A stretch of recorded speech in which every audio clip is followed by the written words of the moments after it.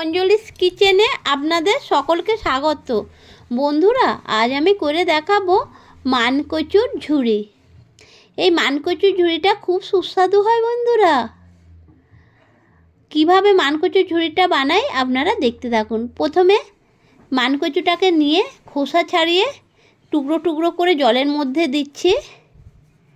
জলের মধ্যে দিয়ে ভালো করে কষলিয়ে ধুয়ে নিচ্ছি। ধোয়া হয়ে গেছে বন্ধুরা। এইবারে একটা গ্রেটারের সাহায্যে গ্রেট করে নিচ্ছি। ঝুড়ি ঝুড়ি মতো পড়ছে দেখুন।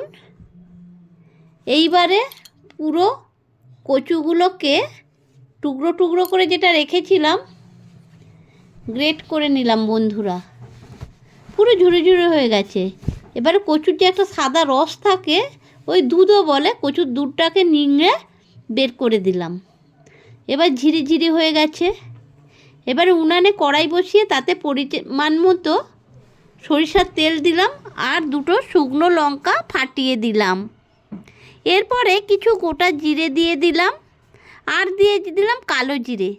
তারপরে কিছু রসুন থেতো করে রেখেছিলাম, সেই রসুনটা দিয়ে দিলাম। তারপরে বন্ধুরা কচুটাকে গ্রেট করে কচুর যে রসটা বের করে একদম ঝুরো ঝুরো করে রেখেছিলাম, ওই কচুর ঝুড়িগুলো দিয়ে দিলাম ফোড়নের মধ্যে।